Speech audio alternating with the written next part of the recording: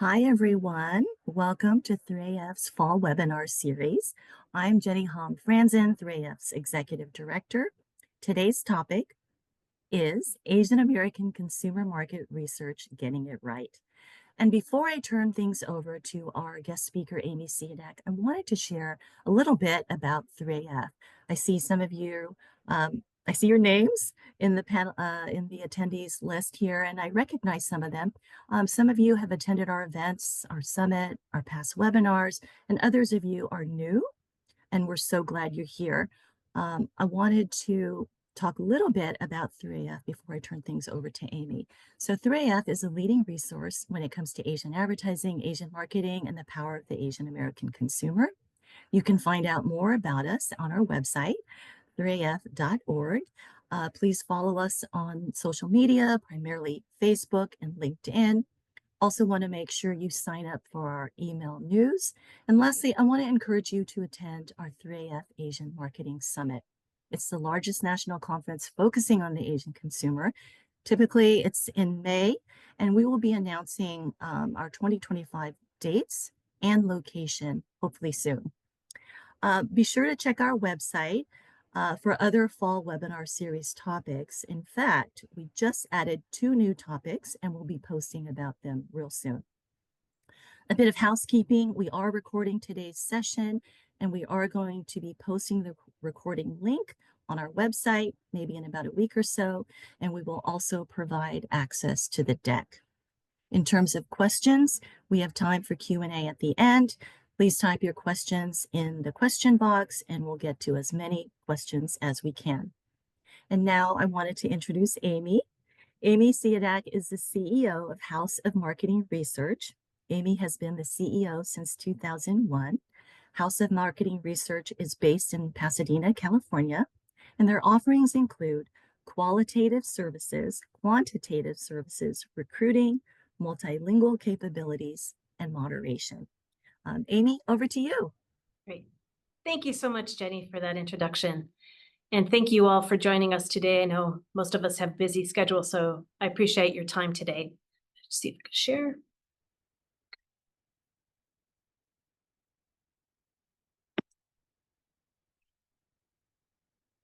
So what we're going to cover today are basically a quick overview of the Asian American consumer. There's a lot of really great information available at the 3AF website.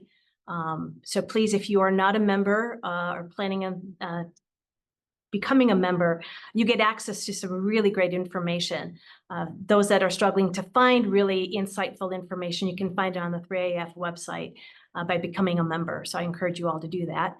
I'm going to share some strategies on how you can guide your research to approach the AAPI Asian American consumer, what options are available to you with budgets and time, and then also how you choose the right research partners to help you through that process. And then hopefully we'll have some time for some Q&A.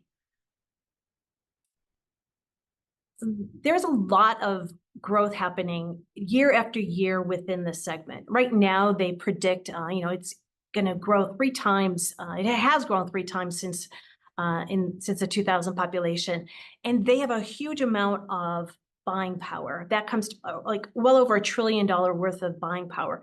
That alone should help you understand the importance of trying to understand this segment and also make sure that your content is tailored to this segment. There's a lot of benefits and positives in doing so.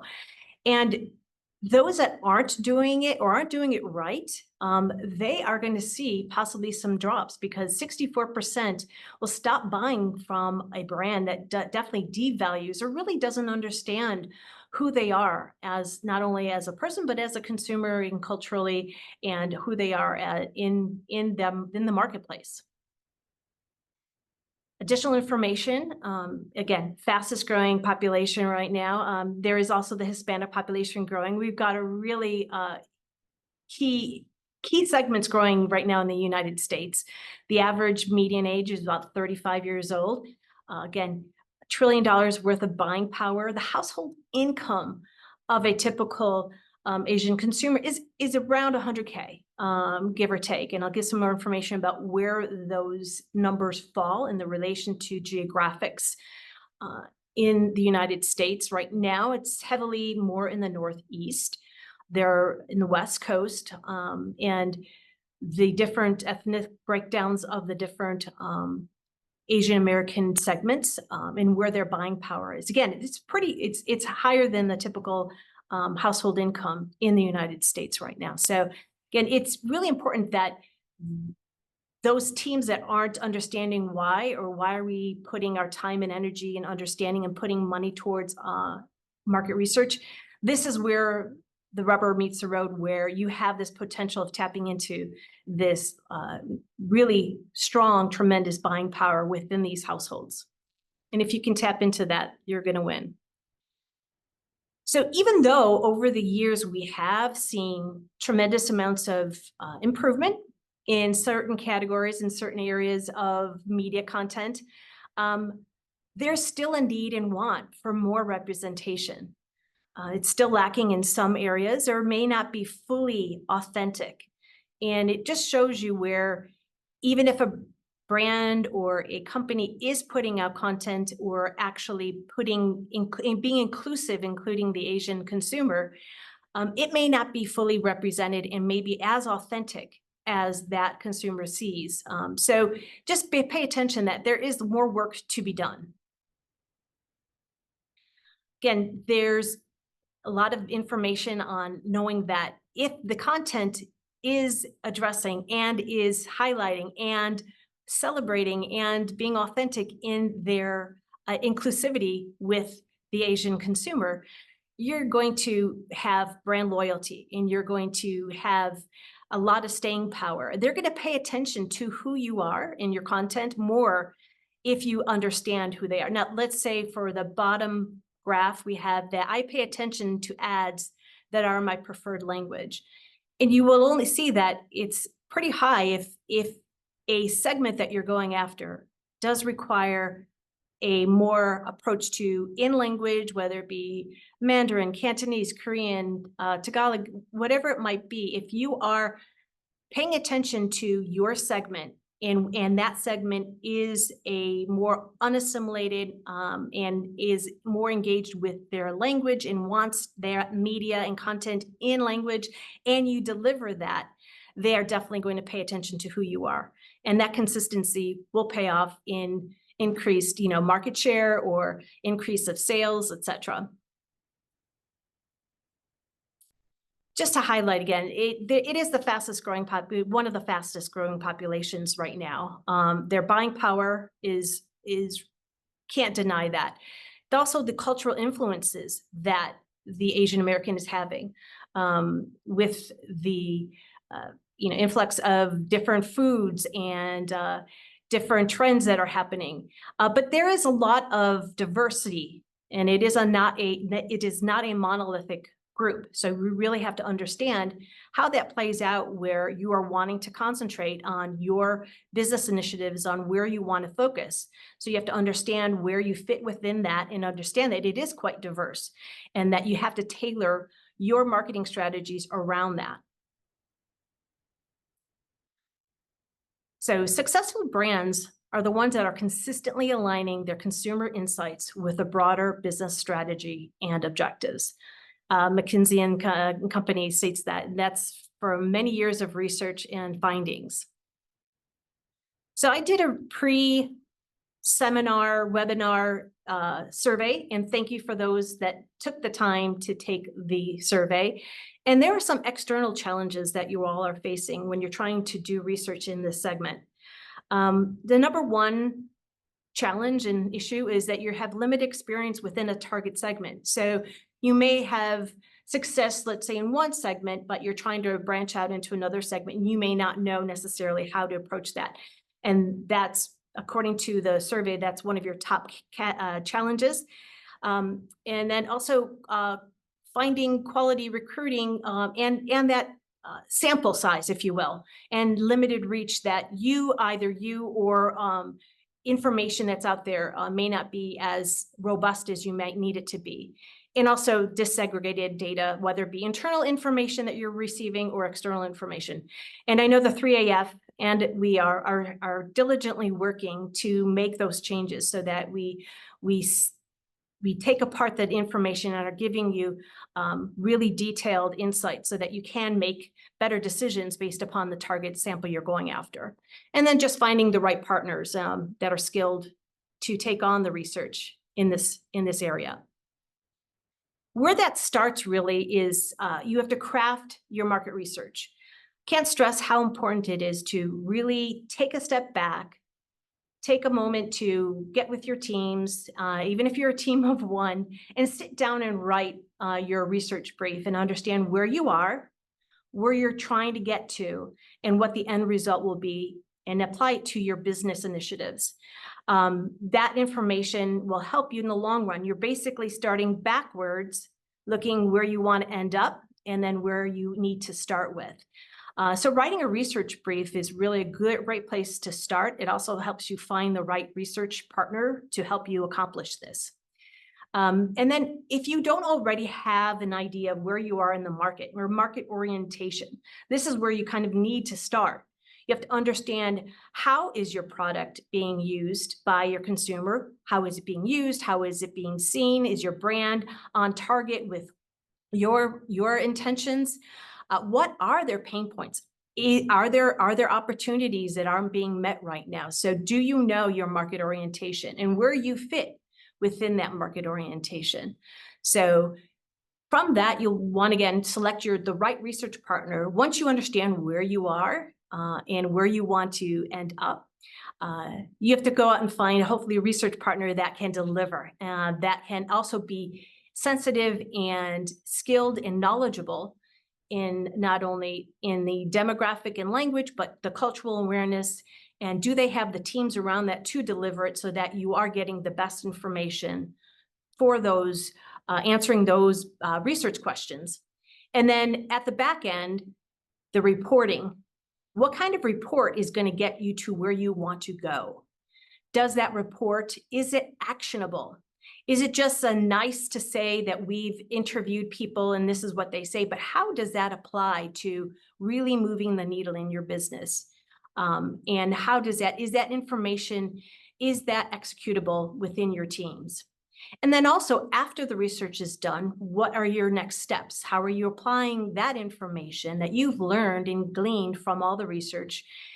How does that apply internally? Does it affect your marketing team? Does it affect sales? Does it affect R&D? How does it play out, and where you need to then possibly go in your next phase of research, and understanding what additional research may still need to be done based upon your initial findings.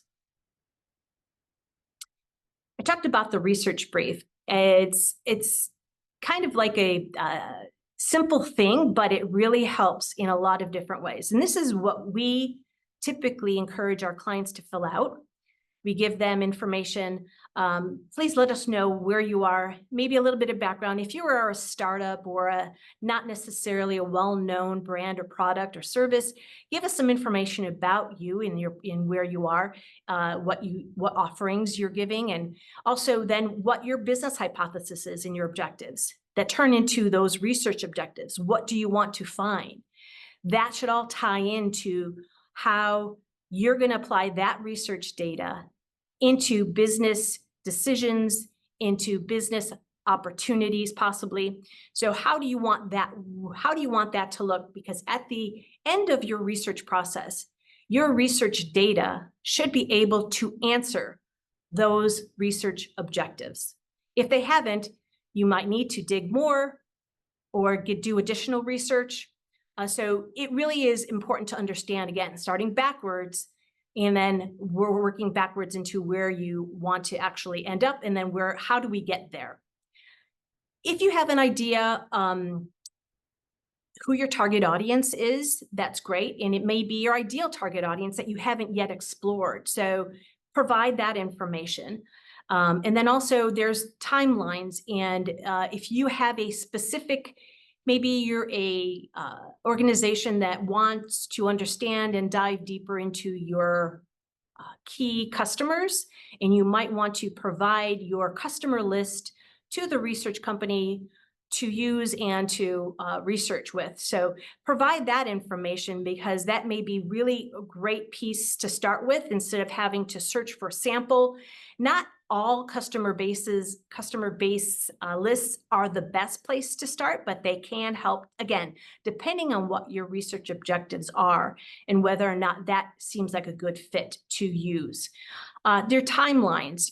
What are your ideas? Maybe you have a marketing campaign that needs to kick off in the next 60 days. What does that look like? That also informs what can be done in that time frame and within that budget. And then the deliverables, like, is this going to be a PowerPoint presentation that's going to be delivered to C-levels, individuals, or is this going to be internal teams that's going to affect a development of a concept, a product, or a service? So that's information that really helps, again, inform the team to understand what are we going after, what is our purpose for doing the research, as well as informing your research partners what you aim to achieve. I go again with market orientation. That's kind of like step one. Who, what, where, and why. Who is your audience? What is their relationship to your product or service? Where are they geographically? Is there a language preference? What they prefer to receive their content in, and how do they want to be included? And if you have your internal existing research, that's a great place to start to understand where you are. We're right here, we want to end up over here. That's a great place to start. If you don't have that information, you can look at secondary research, desk research, secondary research. There's lots of data out there nowadays with AI and different models and information that are free out there for you to gather. It's almost like sometimes information overload. So just be careful about where you're looking for that information. There may be certain industry conditions that are causing a shift in your segment. Are you up to date on what's going on? Is there a trend happening? And then also looking at your internal sales data. That's another great place to start to see if there are lags in your data, if there's sale boosts when you ran a certain campaign. So look at that and see where you are with your segment. Then also look at your competitors. That will also give you an indication. If there's a number one competitor, if you are the number one competitor, look at your second or third competitor, and or maybe a possible adjacent competitor to you. That can also tell you where your industry is headed and where they're also spending their money and time. Without disclosing proprietary information, you can obtain a lot of information just by looking at their social media, understanding where maybe they're putting their marketing dollars in the channels, and also just looking at their website. You can gather a lot of data analytics nowadays. So there are tactics and techniques that are tailored to the Asian American market. As Jenny mentioned, we are researchers in qualitative and quantitative methods. We use everything from in-depth interviews to ethnographies to focus groups, in addition to being boots on the ground, intercepting people at a store, or doing surveys across the country. Segmentation is important with regards to learning and focusing on individuals' country of origin, their acculturation levels. That correlates with language capabilities and preferences, age and gender, how their household makeup is. That all is information and demographics information that you want to pull together to make sure that you understand who and where and why you're doing your research. Testing messages and making sure that if you are putting out content, does it resonate authentically, by knowing who your target audience is, and whether or not, does it need to be in language, or does it need to be in English, or does it need to be available both? Language does not necessarily have to be the only thing you're looking at, but it is important to know this is kind of a guide on where there's variations of acculturations, and it's not as black and white as maybe some teams might think so. So we really want to look, again, gathering information on your market orientation. And that can be in so many different ways. And I will show you a sprint research approach that we've done for clients just to kind of get an idea of where they are in the market. But this can show you where there's the acculturated, the younger tend to be a younger generation, and then the unacculturated, which does not necessarily always mean that it is an older individual. It could be somebody who recently has come to this country and maybe they're 25 or 30, and they're still holding deep cultural aspects of their life here in America. So language definitely needs to be included and understood. And it is something that is not necessarily extremely complicated, but it isn't just as English or not English. And I did some interviews earlier this year about inclusivity and authenticity of advertising and content for the Asian American consumer. And in their own words, they're going to show you why it's important.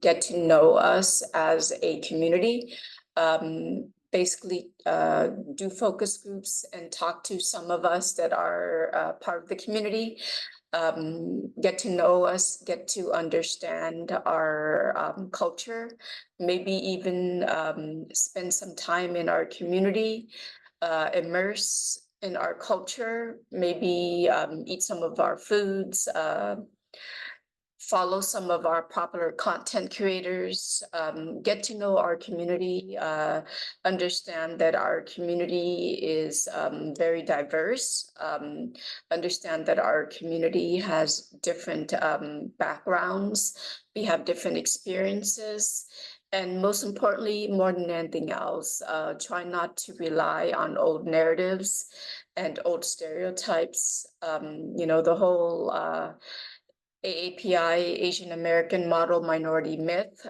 maybe try to stay away from that, acknowledge our differences, acknowledge our some of our shortcomings, and really just do your research and try to understand us as a group of people.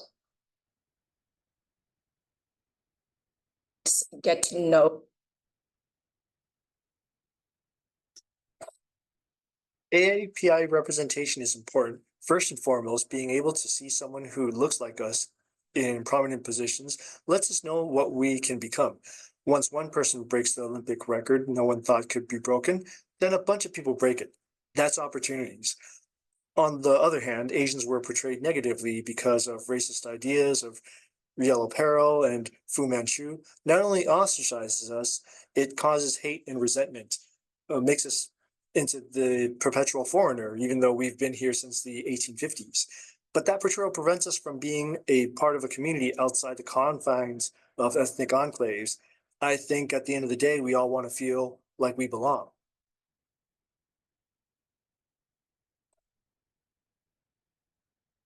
So in their own words, that's, you know, how important it is for you to think about your audience, and is your content, is your approach authentic with them? And if you're unsure, this is where research really comes in.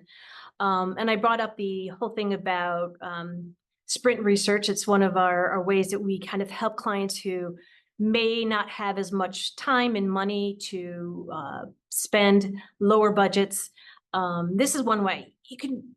This can be done in combination of a couple of things. You can do ethnographies, just getting into where your consumer is, understanding, observing, what are they doing? There's a lot of information. And this, I also encourage sometimes our clients to actually come out and just be with us and see and just observe. There's a lot of information that the internal teams may think that they know, but unless they're immersed, as that one respondent shared, be immersed in the culture, being understanding. And that does not take a lot of time to do, and include that with your approach.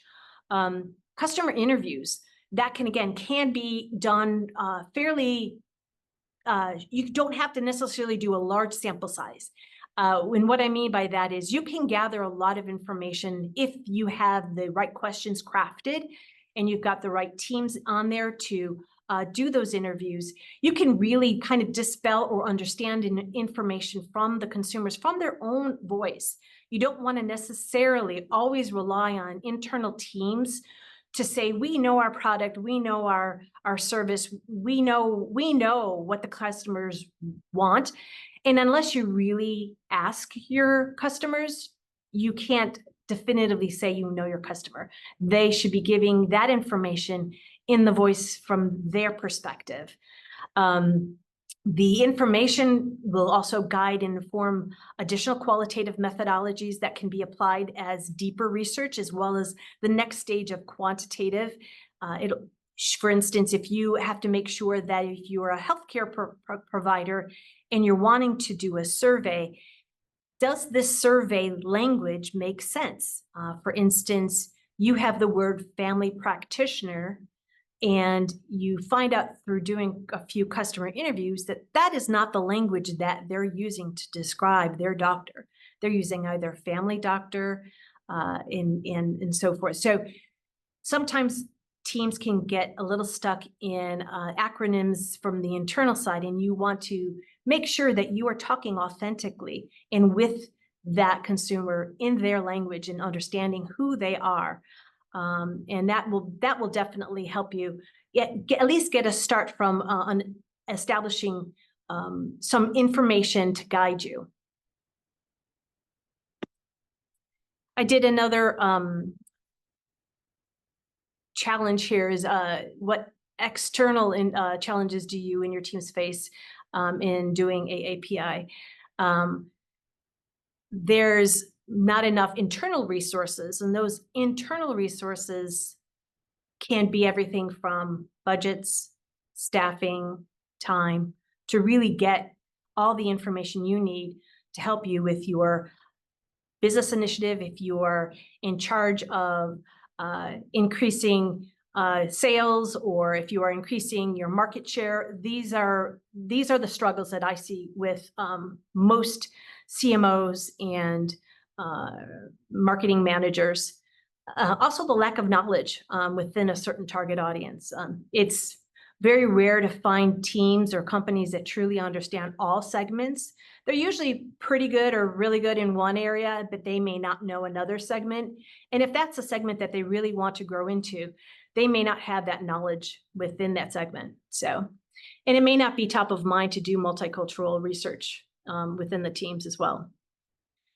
So I break it down where budgets and time really matter. And in your market design, making sure that you've allowed the right kind of approach in your design.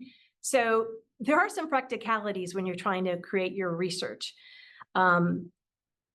If you have not a lot of budget and you want it quick, you're possibly going to give up on some of the quality because you have to understand that quality can be in there, but it may not be as high quality. For instance, I have a client who wanted to get some really good information from Gen 1 and Gen 1.5, and they had only a few things strictly only in English, and they needed it administered. It was a survey, and they did not have time to translate it. And again, language is not necessarily the only factor, but this is an example to show you where if you want to get this out and you don't have the money or time to translate it into possible the appropriate language, then you're not necessarily going to get as good of data as if you gave the option of your respondents to choose whether it's English or Chinese or Korean or whatever it might be. And if it's Chinese, if it's simplified or traditional Chinese. So if you don't have that ability, realize that you are going to give up some of that quality and some of that in-depth information where you can really make really informed decisions. So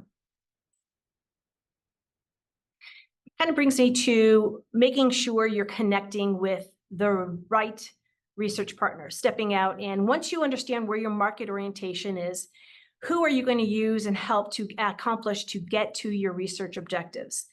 That research brief is really going to be key, because you're going to also find out who in your who you're going to partner with. What are their core competencies? Maybe it's a specific industry. Maybe they're really versed in technology, or very well versed in healthcare. Those are going to be important because they can maybe connect with your consumer a lot on a deeper level with that core competency. Do they have the cultural competency? Do they have the right understanding culturally? Can they speak authentically with your consumer so that they can relate and connect with them to get those deeper insights?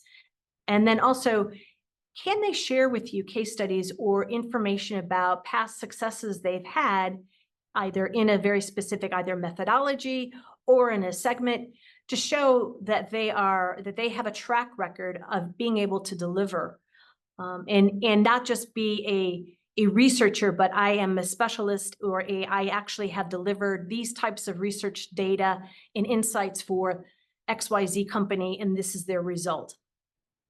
That research brief, again, should be shared with your research partner. If you want to have a true partner that helps you through and acts as your extension of your internal teams, this is where you want to include them. They can also provide additional information on looking through your brief and saying, well, in addition to what you suggest, may I suggest we actually approach it this way? It may be a better approach. It may be a faster approach. It may be a lower cost for getting the data. So include them.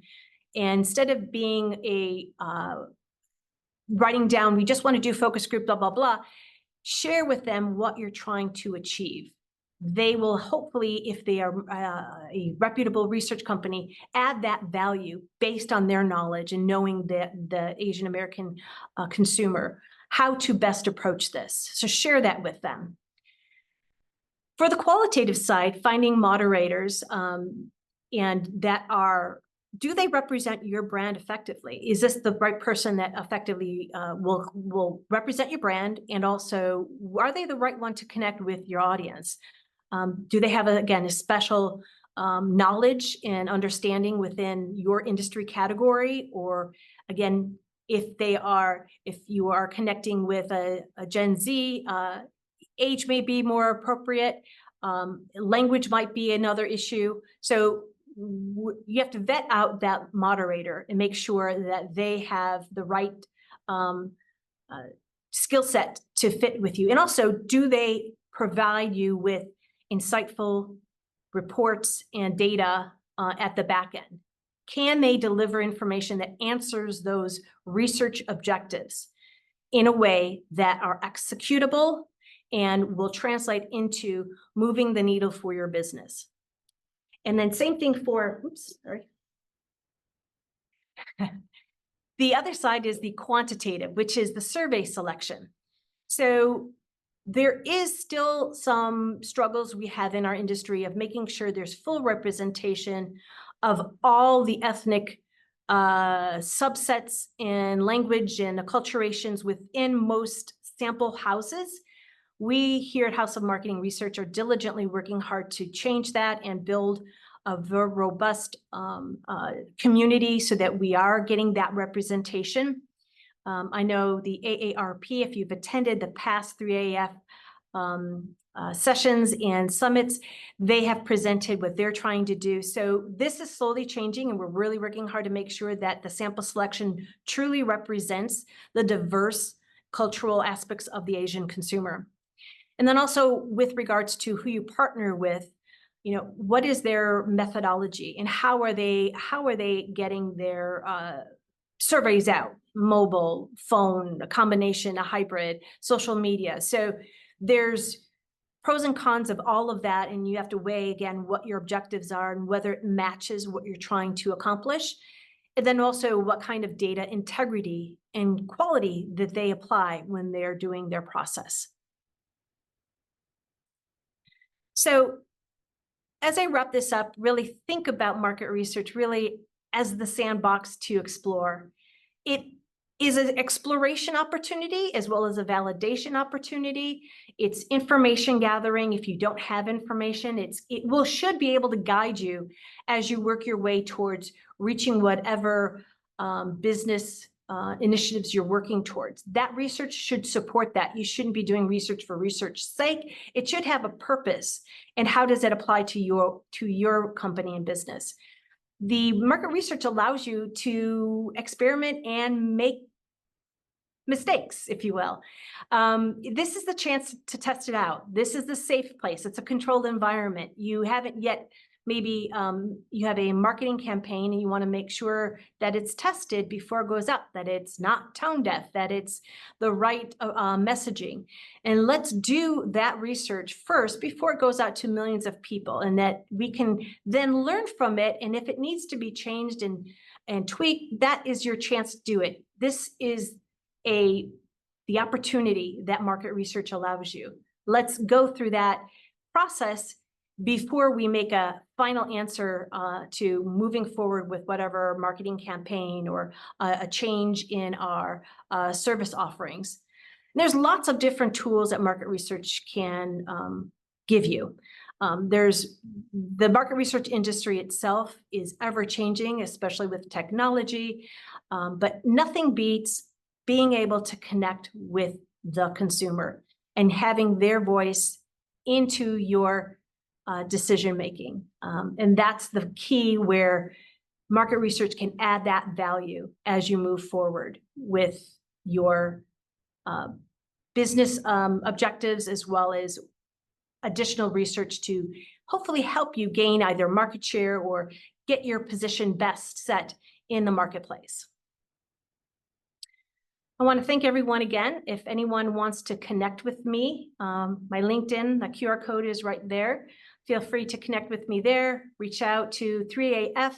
Also, if you want to connect with me, I'd be more than happy to talk with you and how we can help you.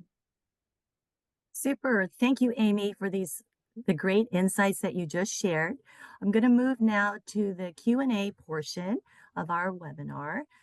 So those of you who have a question, please put it in the question box.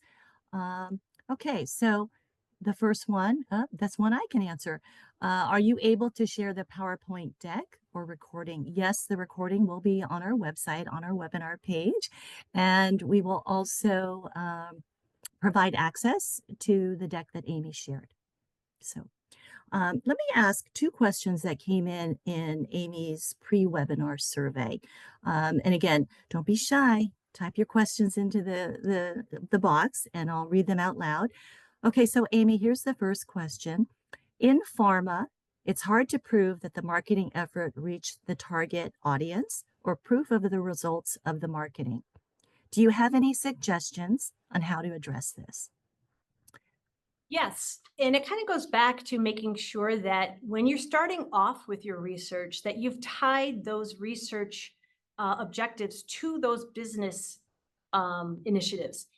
That's the correlation in order to prove that it's worth the time, worth the money. And so making sure that you've thought through that process of how does that tie together. But you should also know that you could do a lot of different metrics. And again, not knowing the pharma specific industry that you're in,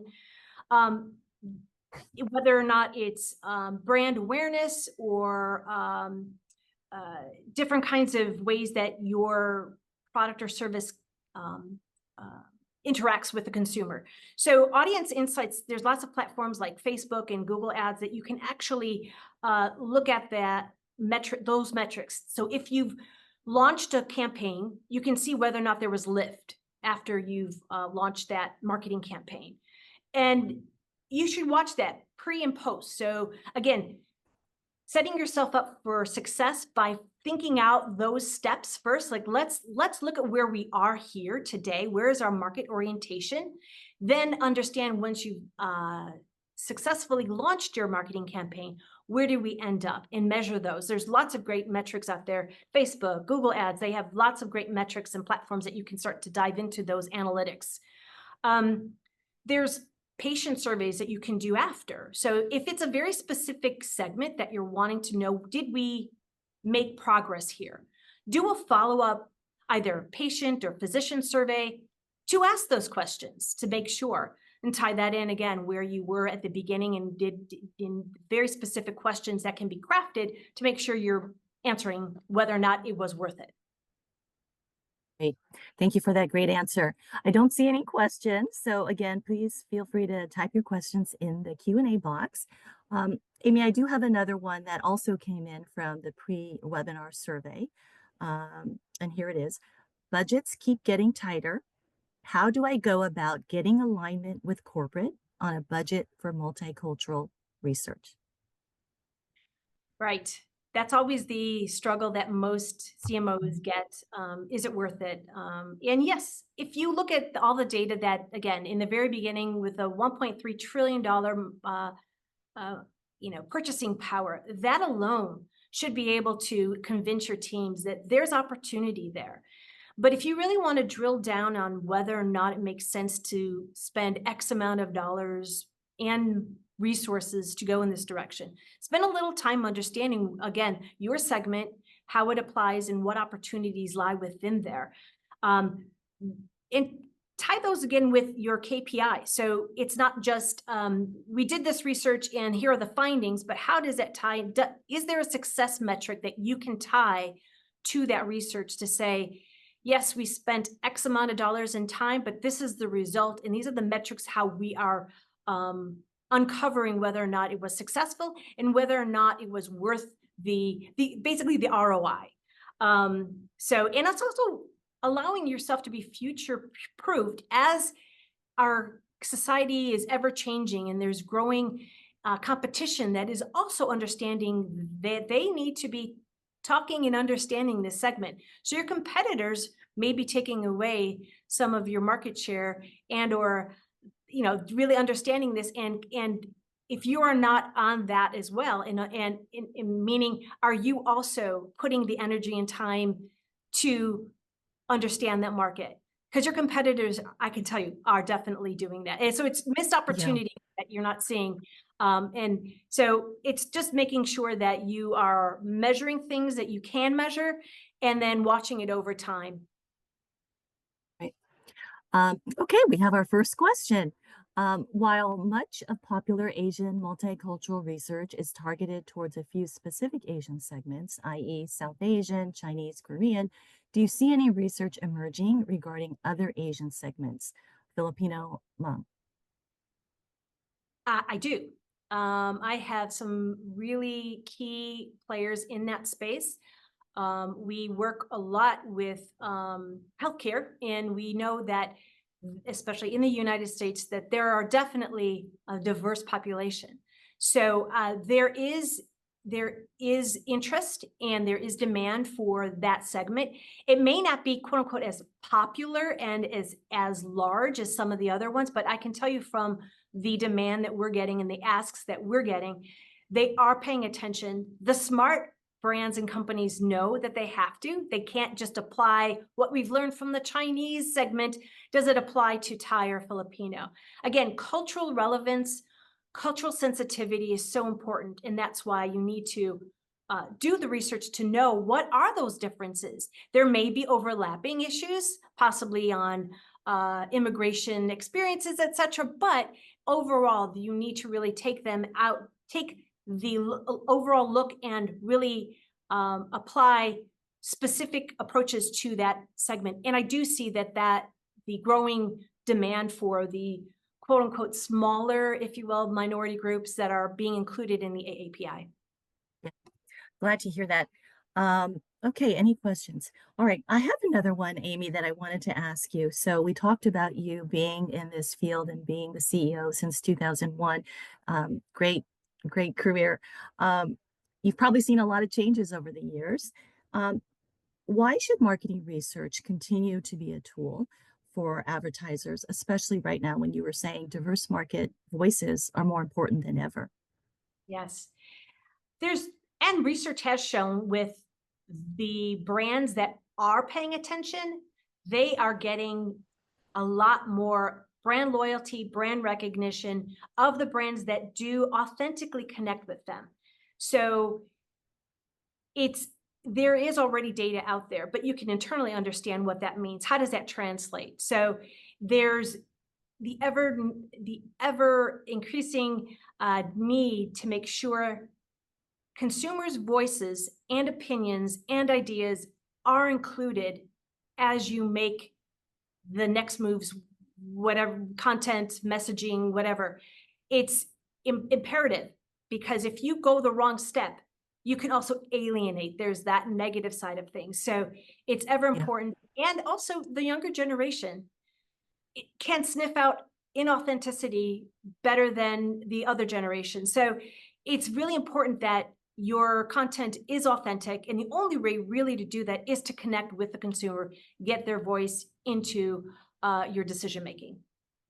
Yeah, I agree with you. I think consumers are more savvy than ever, right? They'll be quick to call you out on social media if you do something wrong or they don't like it, and they buy the products and services that they feel connected to, right? Okay, I have one last question for you, Amy. I'm curious, how did you start your career in research and build your expertise in Asian?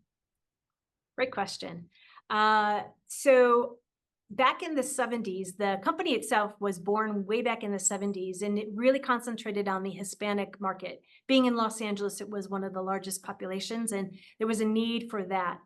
And then in the 90s, when I came on board, there was an influx also the Asian American coming in, and we saw also a need for that. And there was an ever-growing population for sure as that one of my slides showed, the Northeast and West Coast really saw growth of that population.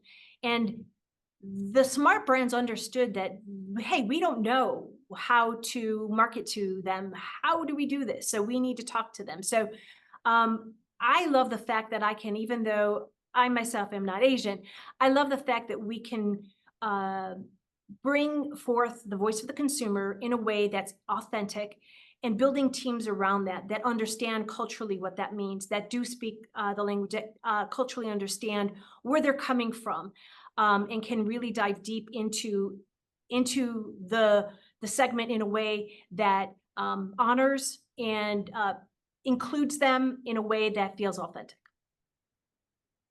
Super. Well, we are out of time, actually went over. I want to thank you, Amy, again for those great insights and your expertise that you shared today. Again, we will be posting the recording link on the website, and also Amy will provide access to her deck. Thank you all for joining today. As a reminder, we have two new topics coming up. We'll be posting about the speaker later this week or maybe early next week. So please check our website. Hope to see you on those two remaining webinars. And then as a reminder, 3AF is your leading resource when it comes to Asian advertising, Asian marketing, and the power of the Asian consumer. Our members like Amy are here to help you in your brand journey. So feel free to reach out to us if you have any questions about the Asian consumer segment. And with that, I'll let you guys have the rest of your day back. Thank you for joining us. Hope to see you at another 3AF event or on a future webinar. Thank you all again. Bye-bye.